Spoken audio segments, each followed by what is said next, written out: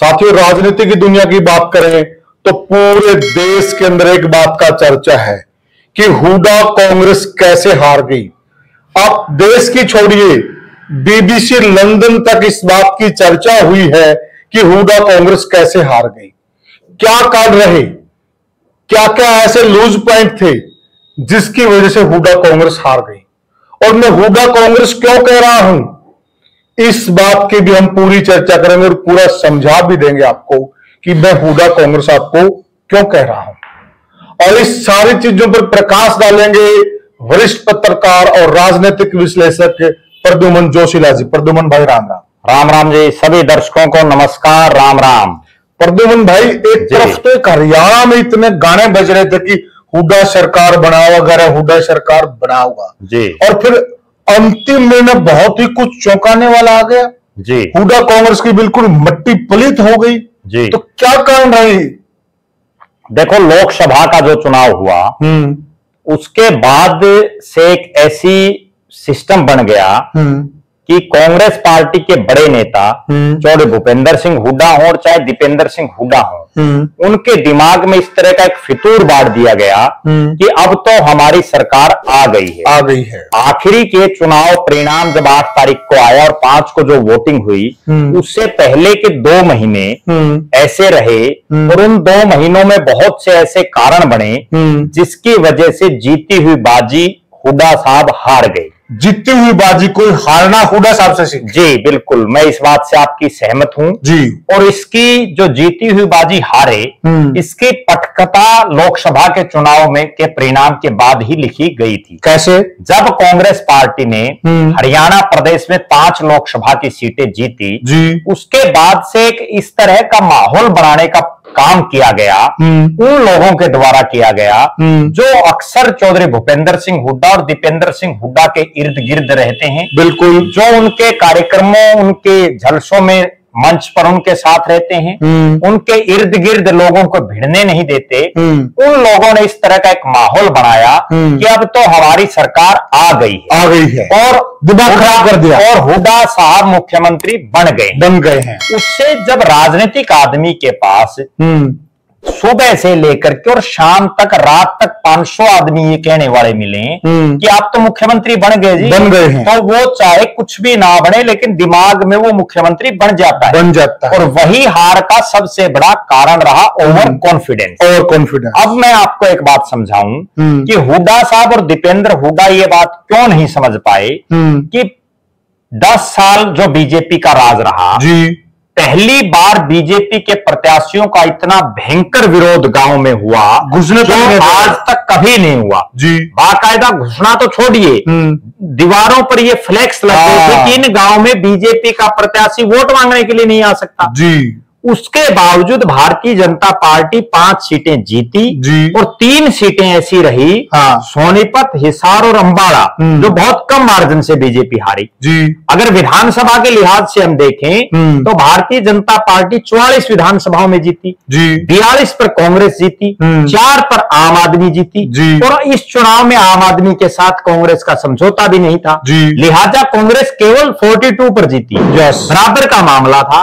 उसके बावजूद उन जो इर्द गिर्द रहने वाले लोग सुबह से शाम तक हुड्डा साहब को और दीपेंद्र हुड्डा को मुख्यमंत्री बनाते रहे, उन्होंने धरातल पर वोट मांगे ही नहीं जी। अगली बड़ी बात मैं बताता हूं दर्शकों को, और जिससे दर्शक इत्तेफाक भी रखेंगे, क्योंकि जहां जिस भी हल्के के दर्शक हमारे साथ जुड़े हैं वो एक गौर करने वाली बात देखें।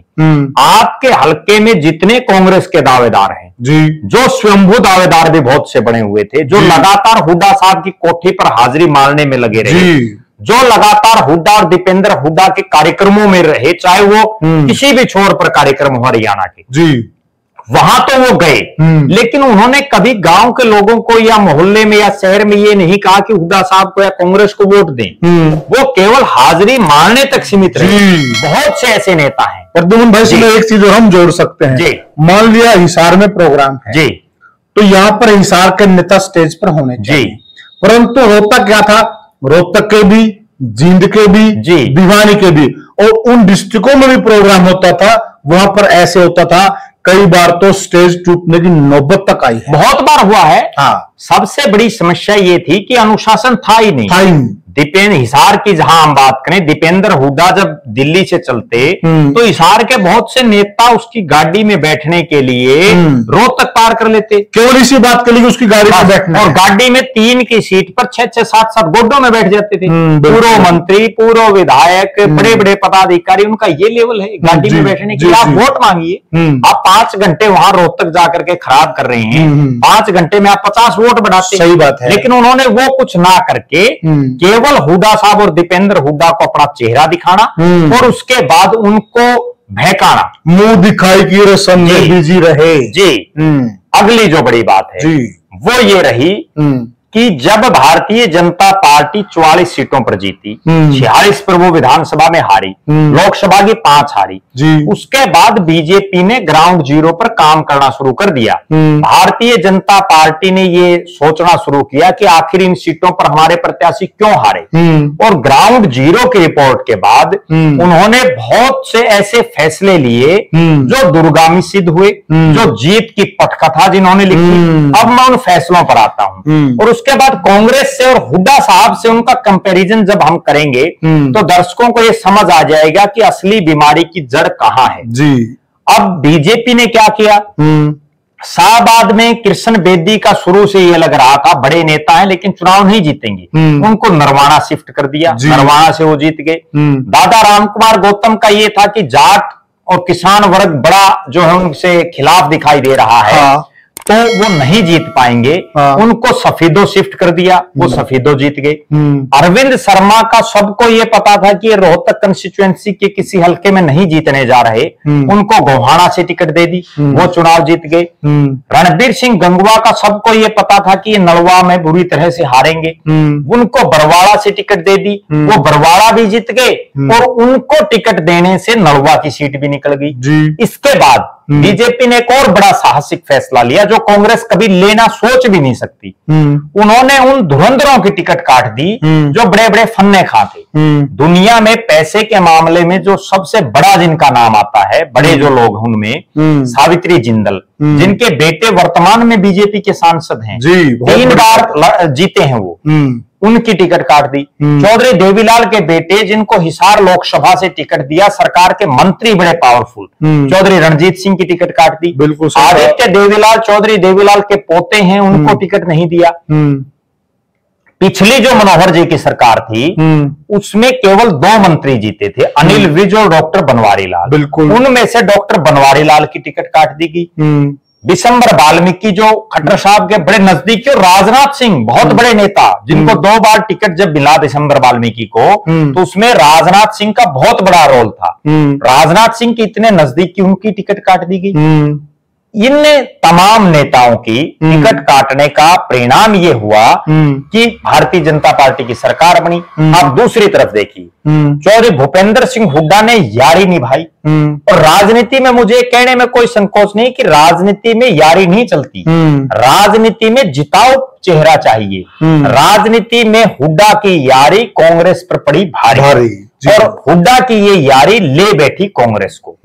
अब हुआ क्या, हुड्डा साहब ने और दीपेंद्र हुड्डा ने अपने जो यार थे, अपने जो निजी लोग थे, भले ही वो हारे, और पता भी था कि ये हारेंगे। जब हम जैसों को ये पता है कि ये फला आदमी हारेगा, क्या हुड्डा साहब और दीपेंद्र हुड्डा को ये नहीं पता कि आपका ये यार हार रहा है? मैंने प्रद्युमन जी, मैं बीच में ऐड करना चाहूंगा, दीपक बाबरिया जैसे आपकी भी बात होती थी, मेरी भी होती थी जी। मैंने उनको कहा, देखिए आप लोगों के साथ किसान वर्ग जुड़ा है जी, और जिससे कांग्रेस दोबारा जिंदा हुई, अदरवाइज गर्त में थी जी, हमें सबको मालूम है। तो आप इस चुनाव में किसानों को नजरअंदाज मत कीजिए जी, कम से कम 2-3 सीटें उनके कहने से दीजिएगा। एक बहुत बड़ी बात मैं बताता हूं, भारतीय जनता पार्टी ने बवानी खेड़ा से कपूर सिंह वाल्मीकि को टिकट दिया। बिल्कुल, मेरे बहुत नजदीकी मित्र हैं। और हरियाणा प्रदेश के जो 90 विधायक जीते हैं उनमें वो सबसे गरीब हैं जी। उनका इतना कम जुगाड़ है, अगर मैं ये कहूं कि बेचारे का चाय पिलाने तक का भी व्यौत नहीं है। ठीक है, उस आदमी को बीजेपी ने टिकट दे दिया। कांग्रेस ये बताए कि जिन 89 आदमियों को उसने टिकट दिया उनमें कौन आम बिल्कुल जिसका जो बीपीएल परिवार से है या जो बिल्कुल गरीब है, बिल्कुल किसान है। एक और बड़ी बात मैं बताता हूँ, बहुत से नेता ये कहते हैं कि मैं किसान हूं या किसान का बेटा हूं, वो किसान नेता भी लिखते हैं। और एक ऐसे नेता को टिकट भी कांग्रेस ने दी जो अपने नाम के पीछे किसान नेता लिखता है जी। उसको ये तक नहीं पता कि जौ और जई में क्या फर्क है। उसको साड़ी और सामने की फसलों का नहीं पता, उसको ये नहीं पता कि हर से कैसे खेत को बाया जाता है। तो किस चीज का लिखने से किसान नेता नहीं बना है। आप 89 के 89 प्रत्याशियों का आप डाटा उठा करके देखिए, आपको अंदाजा लग जाएगा। और दूसरी तरफ आप भारतीय जनता पार्टी के प्रत्याशियों को उठा करके प्रद्युमन भाई इसमें एक चीज ऐड कीजिए, एक क्षेत्र के बहुत बड़े किसान नेता जी, उनके पास टिकट मांगने के लिए अगर यहाँ से बहुत सारे लोगों को लेके गए दिल्ली में जी, और हुड्डा साहब ने उनसे ढंग से बात करने की बजाय एक तो उनको अंदर ही नहीं बुलाया कोठी के, बाहर ही गाड़ी में जाते जाते मिले, कहीं न कहीं किसान नेताओं का तिरस्कार था और फिर उनको बोला कि जाइए जाइए आप काम कीजिए। इस प्रकार का अहंकार बिल्कुल निश्चित रूप से आप जो बात कह रहे हो, अभी हम उस जो मेन जो टॉपिक है उस पर भी आएंगे जी, कि आखिर के 2 महीने में कैसे हारी। उससे पहले 1 मिनट की मैं एक छोटी बात और बता दूं, बीजेपी ने हारने के बाद ग्राउंड जीरो पर काम किया और कांग्रेस ने केवल भूपेंद्र हुड्डा, दीपेंद्र हुड्डा और उदय भान ने बड़ी बड़ी जनसभाएं किया, दिल्ली में अपनी कोठी पर लोगों से मिले। दीपेंद्र सिंह हुड्डा मेरे बहुत बढ़िया मित्र हैं, अच्छे संबंध है मेरे, आज भी संबंध हैं और मैं कभी किसी से संबंध बिगाड़ता भी नहीं और किसी को बिगाड़ने भी नहीं चाहिए। दीपेंद्र सिंह हुड्डा बड़े नम्र स्वभाव के, बड़े सहनशील और बहुत बढ़िया इंसान है बिल्कुल। लेकिन आप उनका इन 3 महीने जो लोकसभा चुनाव खत्म होने के बाद और विधानसभा चुनाव डिक्लेयर होने के बीच के 3-4 महीने का आप उनका पूरा जो है कार्यकाल, उनके टूर प्रोग्राम देखिए और दूसरी तरफ उनका उससे पहले का 4 महीने का देखिए, वो कितनी जनसभाएं उन्होंने की, कितने चाय के कार्यक्रम किए।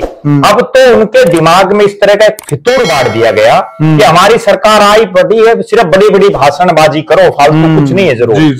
अगली बात, आखिर के 2 महीने में कैसे सिस्टम चेंज हुआ, मैंने भी ये देखा है और कांग्रेस के बहुत से नेताओं के मेरे पास फोन भी आए जिन्होंने ये बताया कि भूपेंद्र सिंह हुड्डा और दीपेंद्र सिंह हुड्डा का चुनाव घोषित होने से 1 महीने पहले दिमाग इतना खराब कर दिया गया था कि उन्होंने वर्करों से, कार्यकर्ताओं से बात करना सही ढंग से नहीं समझा। जिन 30-30 टिकटार्थियों को थापी मारी गई थी उनसे नजरें तक उन्होंने नहीं मिलाई। अगली बड़ी बात, बहुत से लोग जो टिकट मांगने के लिए गए उनसे सही ढंग से बात नहीं की। कहीं ना कहीं जो घमंड था वो इस कदर हावी हो चुका था कि बहुत से नेता जो राजनीतिक गलियारों में एक चर्चा है और बहुत से लोगों ने मुझे भी बताया है कि हुड्डा साहब, वो ऐसे बोलते हैं, जो उनकी वर्डिंग है कि इतना अच्छा माहौल हमारा है कि हुड्डा साहब अगर किसी कुत्ते के गढ़ में भी टिकट बांध देंगे तो वो भी चुनाव जीत जाएगा। अहंकार। जबकि हकीकत ये है कि चुनाव आखिरी समय तक लड़ा जाता है, क्या पता कब कहां क्या हो जाए। बड़े बड़े तुर्रम खां हारे हैं, दुश्मन को भूपेंद्र हुड्डा भी हारे हैं, भूपेंद्र सिंह हुड्डा भी चुनाव हारे हैं, चौधरी बंसीलाल हारे हैं, चौधरी भजनलाल हारे हैं, नायब सिंह सैनी हारे हैं, कौन नहीं हारा चुनाव, राहुल गांधी, चौधरी देवीलाल हारे, राहुल गांधी हारे, बड़े बड़े फन्ने खां चुनाव हार जाते हैं। घमंड राजनीति में कभी किसी का नहीं चला, राजनीति में नहीं, घमंड तो कभी भी किसी का नहीं चलता। अगली जो बात है, मैं एक उदाहरण के माध्यम से बताता हूं जो हास्य के कांग्रेस के नेताओं ने मुझे बताया। हास्य के कांग्रेस के नेता चौधरी भूपेंद्र सिंह हुड्डा के पास मिलने के लिए गए और हास्य एक ऐसा विधानसभा क्षेत्र है जिसमें शहरी क्षेत्र भी और ग्रामीण क्षेत्र भी है, ग्रामीण वोटर भी हैं। तो वो जब गए तो उन्होंने ये कहा कि हुड्डा साहब शहर से बीजेपी टिकट देगी, आप ग्रामीण इलाके में टिकट दे दीजिए और हम आसानी से जीत जाएंगे। हुड्डा साहब ने उनकी बात ना सुनते हुए उनको ये कहा कि मैं जिसको टिकट दूं उसको जिताओ। फालतू कुछ सुनना ही पसंद नहीं करते, वो ये नहीं पूछता बल्कि उनको ये पूछना रहे थे, भाई आप ये बताओ कैसे जीत सकते, कम से कम उसको समझते तो ग्राउंड जीरो की रिपोर्ट को। लेकिन उन्होंने नहीं माना। आपने जो बरवाड़ा का जिक्र किया, बरवाड़ा के बहुत से कांग्रेस के नेता जो है यहाँ से अपने समर्थकों को भी, किसानों को भी, बहुत से लोग गए और उन्होंने हुड्डा साहब को एक बात समझाने का प्रयास किया कि रामनिवास घोडेला चुनाव नहीं जीतते, आप ये टिकट किसी और को दे दीजिए, नहीं किसी को भी दे दीजिए। लेकिन हुड्डा साहब ने वही अपना यारीपना निभाया, उन्होंने घोडेला साहब को टिकट दी, वो चुनाव हार गए। 80 में मक्कड़ साहब को टिकट दी, वो चुनाव हार गए। जहां जहां भी हुड्डा साहब और दीपेंद्र हुड्डा ने इस तरह के काम किए और जिन यारों को टिकट देने का काम किया, उनमें आप देखिए, मैं दर्शकों को एक उदाहरण देता हूं।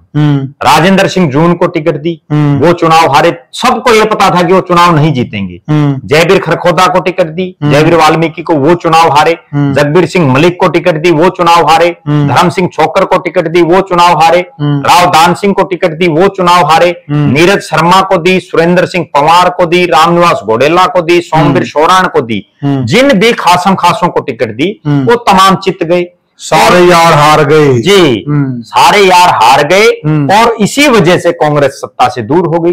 अगर इन्हीं 10-12 लोगों की टिकट काट करके जमीनी नेताओं को टिकट देते तो परिणाम कुछ और होता। इसमें यह भी कह सकते हैं हम कि यार ले गए बीजेपी को पार। जी, बिल्कुल बिल्कुल कहा जा सकता है, कोई कह सकते हैं हम जी। तो साथियों, सबसे बड़े कारण यही रहे और अहंकार इसमें एक बहुत बड़ा रोल था। सारे के सारे जो पॉइंट थे हार के कि क्यों हारी हुड्डा कांग्रेस से, भाई प्रद्युम्न ने एक एक चीज को बिल्कुल खोल के रख दिया। आप भी हमें बताइए कमेंट सेक्शन में कि हुड्डा कांग्रेस की हार का सबसे बड़ा कारण आपकी नजर में क्या है, हमें जरूर बताइएगा। और वीडियो को ज्यादा से ज्यादा शेयर कीजिएगा और चैनल को सब्सक्राइब कीजिएगा। तो साथियों, राम राम।